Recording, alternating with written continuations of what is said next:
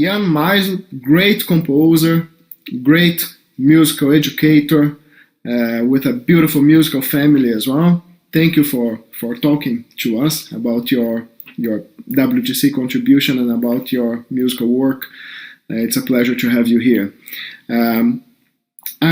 First of all, I wanted you to talk about what brought you to music in life, and what do you do nowadays?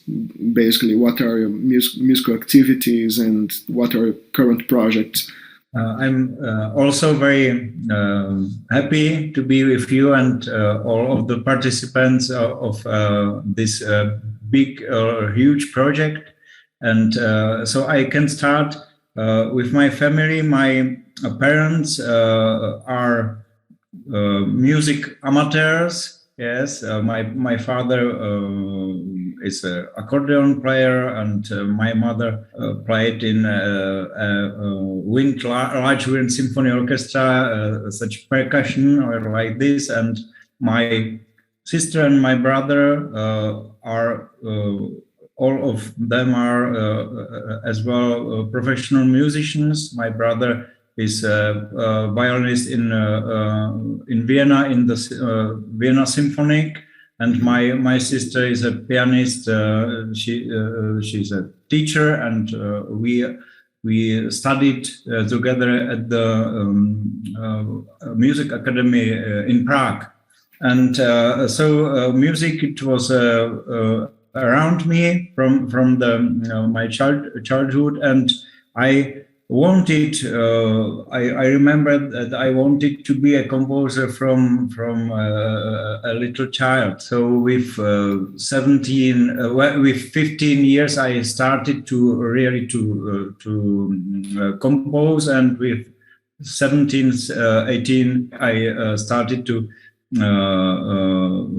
study at first in Moscow by a very good and great composer, Kirill Volkov. He was a student by Aram Khachaturian. So it was my composer grandpa. And from the other side, I studied in Prague in music academy, and my professor, it was Juraj Filas.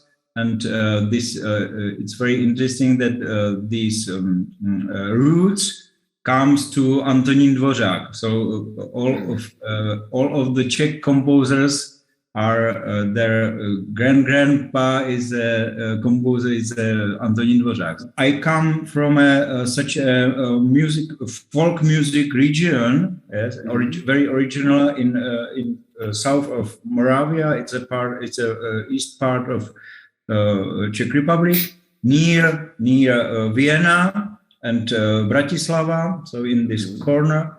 So I played in folk music. I played double bass, and I sang in this folk music. So it was really very. There is such a typical instrument, dulcimer. It's in this region, and it was. For 1989, I started to study at the conservatory in Brno, and there is in Czech Republic there are these music departments, and all the time accordion. It was my main instrument.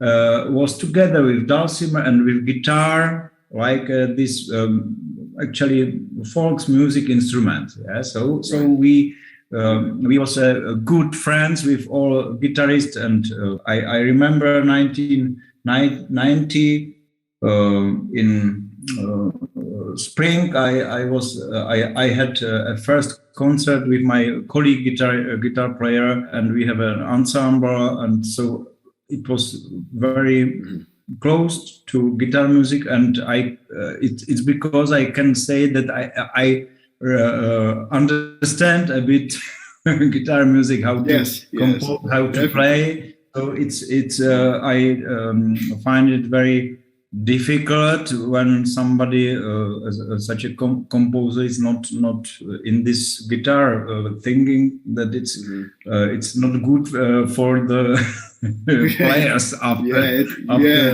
it hurts.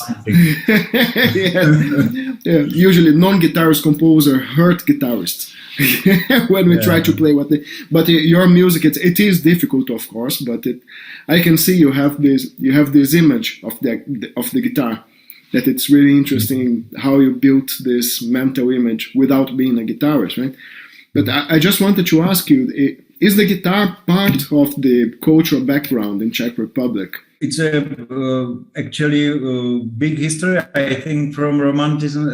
It was all of the guitar history. It was also in this area in Czech Republic, the romantic guitar and etc. To these days, it's very important culture, music culture connected with guitar. Yes, it's, classic guitar. It's clear, but also this folk groups, all this culture to have a guitar with in the natural and to play and sing songs. It's thousands of people can sing and play guitar and together have these nice music meetings. And how is your relationship with the guitar as a composer? Do you have any idea of how many guitar pieces you've composed? I prepared my list of guitar compositions only, so it's about more than 30 compositions. Yeah, and as well, for example, I have some pieces for rock groups, musicals. So one is for to children. So there are as well electric guitars and etc. So it's very much music. Very prolific. So,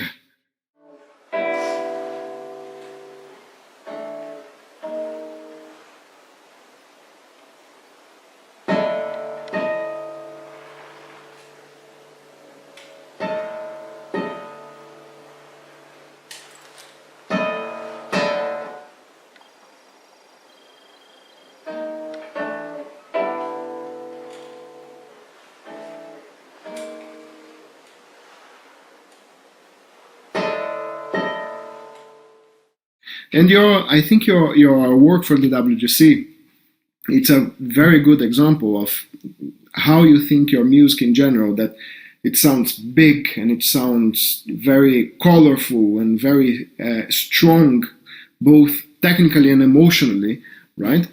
I've seen some pieces of yours that are like chamber music or big orchestral piece. They always have this inner energy within it, right? And it's very interesting to see that in I have it here with me, the Divina Commedia. Yeah, it's lovely. Published, right? And it's interesting to see that, you see like there's more black than white on the page, right? Yeah.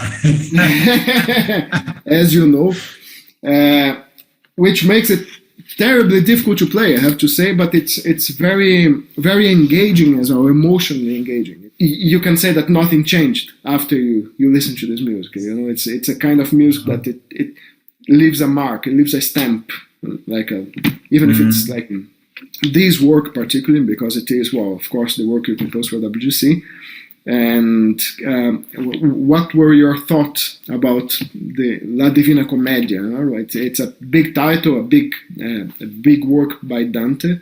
And it was a nice collaboration that we had. Many ideas changed. Can you tell us about? Yeah, it started with some other proposal from you, from other music or like this, and after this I remember that I composed for you the guitar or proposed you my guitar concerto. Yes. And after this we started to speak about WGC, this project and like this, and you I think it was your proposal to compose such a piece to the images to La Divina Commedia. Yes. Yes. And by William Blake, right? I have from yes. Yeah, these images. Yes, I have this book. It was this book that inspired me. Yes, because it was a season of WGC that was called WGC Beyond, right? So the intention was to go beyond music, so to find subjects, elsewhere. So I thought it would be a nice connection between music, literature, and William Blake's figures, right? And then I studied these images and I couldn't find the connection, how to take it together, and which are good for to my music, or which of them not. And after this, so I took these three parts as a very or main three parts, and I composed the interlude, preludio, postludio, interlude, and it was very interesting that this structure brought this new music or new music thinking. I composed such a composing technique with the symmetric in harmony and melody and rhythm and like this. And so it's very interesting that this the first and the third part, this main part, are actually like a mirror. Yes. It brought this idea that that the paradise is a mirror of the hell. Yes, of Inferno. Yes. Inferno. That it's the same, but from the other side. So it brought this philosophic meaning, some new from me, only from the structure of music. Yes, so it's a very powerful idea indeed. That the Inferno being the mirror of the paradise, but kind of inverted mirror, right? Interesting that it was not my idea, but a result of the composition thinking. Yes, and it was such a surprise, actually, that I couldn't. And it was interesting to perform it as well. That even the recording, it's recorded in the WGC Beyond. I have it here. It's on this one. Yes. Oh, this is nice. Yes, nice. And it was interesting the live performances of this piece, that you actually felt like a journey. But I felt that it deserved a special place on stage to be performed. So there was another place for it. It was like a symbolic thing to say that, a symbolic attitude to say that, okay, this is happening elsewhere. It's not in the same place as the other pieces, but it's in a very special place in the imagination or somewhere else. And it actually felt like a journey. It actually felt like, okay, going like you could actually feel Dante's journey. I find it very good as you are speaking about it, that actually it's very near to the book of Dante. Yes. So that it's also a journey, and you as a performer, you are like a reader, that you read the book and you play it. This it's lovely. Yeah, and it's fascinating how the piece works itself as a mirror, right? And when you get to the purgatory session, it's like very unique. So there is no mirror of it. There is no, it's just itself. Yeah, it's the middle. Yeah. Well, is this a kind of structure that you apply to other of your compositions, to other compositions after that or before that, or was it? I'm for many years I started to compose a requiem, and I have two parts from that, and it's also in this mirror way. So it's but I have no time to finish it, but it will come, and it will be very interesting to again to come to these world, and to after these experiences to go to this world again. So I'm curious about it. Mm-hmm.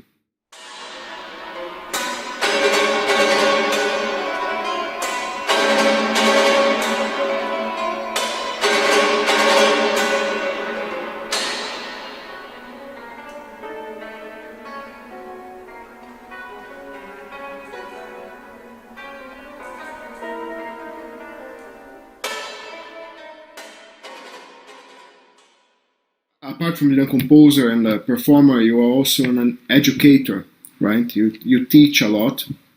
You have many students, and it's very interesting to see in your compositions how you deal with this interdisciplinary aspect of the musical creation, right? And considering that we are living in a globalized, now post-globalized world, where connections happen very quick and between things that we never imagined before, like that could connect. Do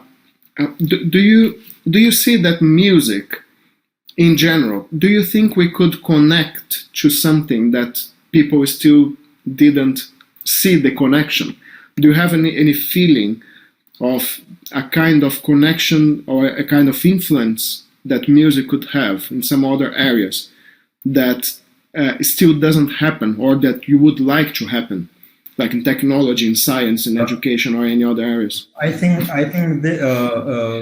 my first idea is to the spiritual world. These 2 years that was not so easy for most of the people.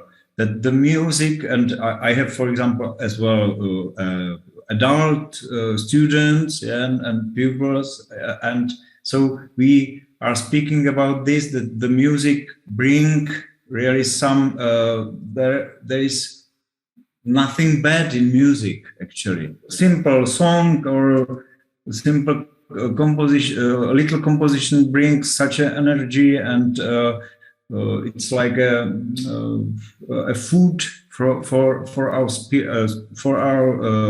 spirit and this spiritual life. So I think it's something between the earth and the sky. Yes, what is in these vibrations, and so it's very important for our human being. We are living in a world full of distractions, full of like kind of light music.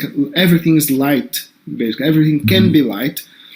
And sometimes I feel there's a general preference for the lightness rather than content, like depth. And as I understand, for you, the depth of music lies in the spiritual, right?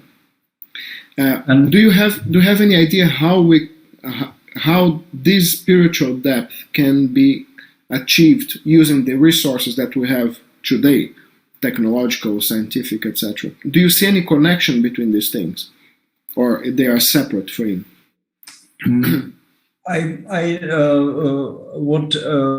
I listen to you, I have this idea that the most important is this absolute quiet. So that we and from this quiet comes this music. Music comes. So it's actually we should, with this all of these possibilities what we have now, that we should ask for this quiet and to find this.